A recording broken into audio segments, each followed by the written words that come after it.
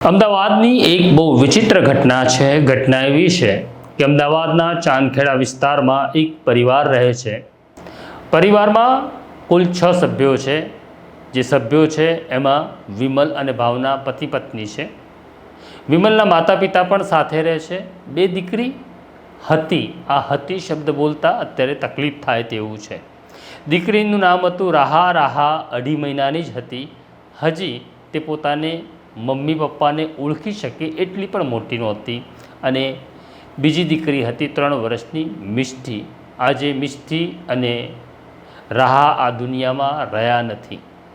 માતા પિતાની સ્થિતિ ખરાબ હતી. બંને હોસ્પિટલમાં હતા. માતા ભાવના હજી પણ દવાખાનામાં છે. 2 દીકરીઓના મોત પછી મામલો અમદાવાદ પોલીસ પાસે આવ્યો. અમદાવાદની ચાંદખેડા પોલીસે તપાસ કરી અને પરિવારનું કહેવું એવું છે કે તેમણે નજીકમાં આવેલી ઘનશ્યામ ડેરીમાંથી ઢોસાનું ખીરું લાવ્યા હતા. ખીરામાંથી ઢોસા બનાવ્યા અને પછી આ ઘટના ઘટી છે. અત્યારે સ્થિતિ એવી છે કે બંને દીકરીઓના પોસ્ટમોર્ટમ થયા છે, પરંતુ પોસ્ટમોર્ટમનો રિપોર્ટ હજી બહાર આવ્યો નથી. ખરેખર મૃત્યુનું કારણ હજી પણ પોલીસને સમજાયું નથી. પણ બીજી તરફ માધ્યમો, ટેલિવિઝન ચેનલો અને અખબારો આરોપ મૂકી રહ્યા છે કે આ હત્યા છે અને આ હત્યા વિમલ અને ભાવનાએ કરી છે એવો આરોપ તેમની ઉપર મુકાઈ ગયો છે. ઘણી વખત અદાલત સજા કરે તેની પહેલાં માધ્યમો પોતાની સજાનો હુકમ કરી દેતા હોય છે. માધ્યમોએ આ મામલે ઉતાવળ જરૂર કરી છે. હજી સત્ય બહાર આવવાનું બાકી છે. પણ આ સત્ય શું છે અથવા શું હોઈ શકે તે જાણવાનો અમે પ્રયત્ન કર્યો અને અમે આ મામલાની તપાસ કરી રહેલા ઘણા બધા અધિકારીઓ સાથે વાત કરી. વાત કર્યા પછીના જે તથ્યો સામે આવ્યા છે એની વિગતે વાત કરીશ. આખો ઘટનાક્રમ પણ સમજવા જેવો છે. તો પહેલેથી ઘટનાક્રમ સમજીએ. અમદાવાદના ચાંદખેડા વિસ્તારમાં વિમલ પ્રજાપતિ અને ભાવના પ્રજાપતિ આ બંને રહે છે. તેમની સાથે તેમના વૃદ્ધ માતા પિતા પણ રહે છે. આ પરિવાર મૂળ રાજસ્થાનનો વતની છે. આ વિમલ છે એને 2 બહેનો પણ છે. વિમલના પિતા ગૌરીશંકરે પોતાની બંને દીકરીઓને ખૂબ ભણાવી, સરસ ભણાવી, પ્રેમ લગ્ન કરવાની પણ મંજૂરી આપી. આમ તેઓ મુક્ત મનના લોકો છે. દીકરીઓની માટે તેમને એક આદર છે.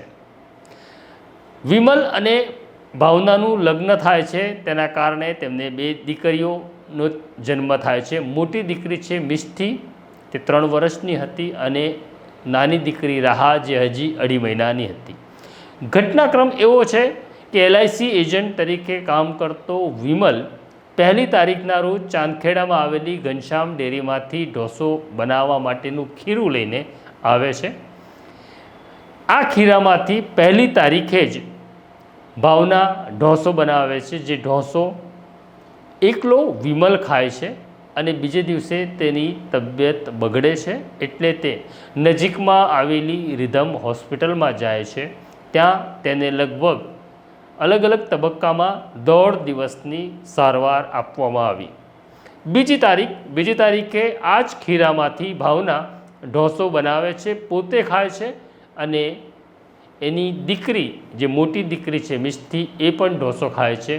3જી તારીખે મા અને દીકરી બંનેની તબિયત બગડે છે. જોકે તેઓ દવાખાને જતા નથી. નજીકમાં આવેલા મેડિકલ સ્ટોરમાંથી તેઓ દવા લે છે અને સારું થઈ જશે તેવું માને છે. બીજી તરફ જે નાની દીકરી છે રાહા જે 2.5 મહિનાની છે એ માત્ર માતાના દૂધ ઉપર જ નભે છે.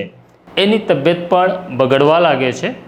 4 તારીખે એને ઉલટીઓની શરૂઆત થાય છે. એટલે તેને સવારે નજીકમાં આવેલી KD હોસ્પિટલમાં લઈ જવામાં આવે છે.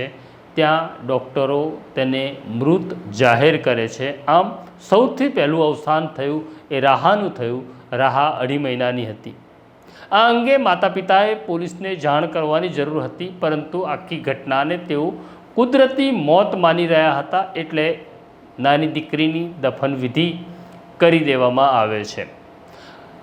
હવે તારીખ 5 થાય છે. 5મી તારીખે સવારે મિષ્ટી ઉઠે છે, ચક્કર ખાઈને પડે છે. માતા પિતા તેને તાત્કાલિક લઈને નજીકના દવાખાનામાં જાય છે. ત્યાં મિષ્ટીને ડૉક્ટર મૃત જાહેર કરે છે અને હોસ્પિટલ દ્વારા પોલીસને આ બનાવની જાણકારી આપવામાં આવે છે. આમ 5મી તારીખે આ મામલામાં પોલીસ સામેલ થાય છે. બીજી તરફ વિમલ અને ભાવનાની તબિયત પણ બગડવા લાગે છે. તેમને હોસ્પિટલ લઈ જવામાં આવે છે. જ્યારે પોલીસને ખબર પડે છે કે એક દીકરીનું મોત નથી, આ 2 દીકરીના મોતનો સવાલ છે. એટલે સૌથી પહેલાં પોલીસ જે મોટી દીકરીનું મોત થયું હતું તેનું પોસ્ટમોર્ટમ કરાવે છે. હજી પોસ્ટમોર્ટમનો રિપોર્ટ આવ્યો નથી, પરંતુ નાની દીકરી જે 1 દિવસ પહેલાં જ જેની દફન વિધિ થઈ હતી, મેજિસ્ટ્રેટને બોલાવી મેજિસ્ટ્રેટની હાજરીમાં પોલીસ એ 2.5 માસની બાળકીનો મૃતદેહ બહાર કાઢે છે અને તેનું પણ પોસ્ટમોર્ટમ કરવામાં આવે છે, જેનો રિપોર્ટ હજી આવવાનો બાકી છે. આ અંગે જ્યારે વિમલની પોલીસે હોસ્પિટલમાં જે પૂછપરછ કરી ત્યારે વિમલનું કહેવું એવું હતું કે અમે ઘનશ્યામ ડેરીમાંથી જે ખીરું લાવ્યા તેમાંથી ઢોસા બનાવ્યો, તેના કારણે આ ઘટના ઘટી છે. પોલીસની ટીમ ઘનશ્યામ ડેરી ઉપર પહોંચે છે, ત્યાંના સીસીટીવી ચેક કરે છે અને પોલીસને ખબર પડે છે કે એ દિવસે કેટલા લોકો ખીરું લેવા આવ્યા હતા. પોલીસ એ તમામ ગ્રાહકોના ઘરે પહોંચે છે, તેમની પૂછપરછ કરે છે, તેમના નિવેદન નોંધે છે, પરંતુ એક પણ વ્યક્તિ આ ખીરામાંથી ઢોસું બનાવીને ખાધા પછી તેમને કોઈ તકલીફ પડી હોય તેવું બહાર આવતું નથી.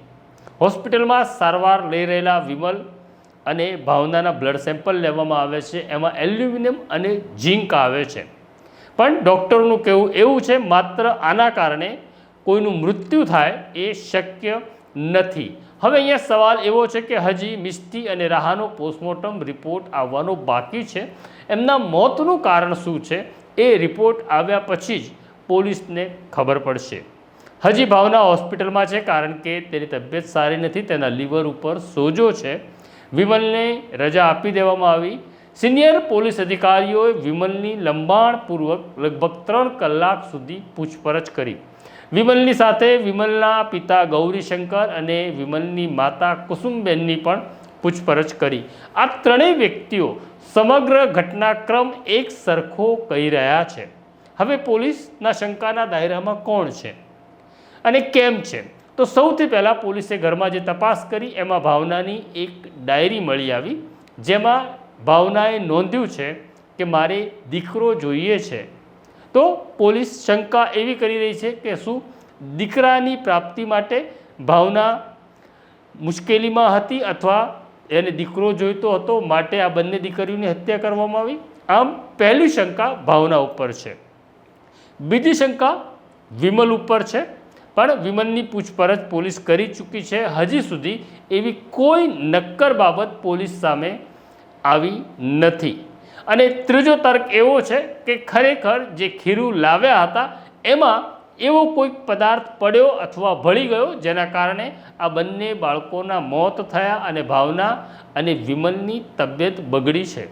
હજી જો અને તો ઉપર બધું કામ ચાલી રહ્યું છે. હજી સત્ય બહાર આવ્યું નથી, પરંતુ માધ્યમો કહી રહ્યા છે કે આ હત્યા છે અને હત્યા વિમલ અને ભાવનાએ કરી છે. આ ઉતાવળિયો નિર્ણય છે, ઉતાવળિયો મત બાંધી લેવામાં આવ્યો છે.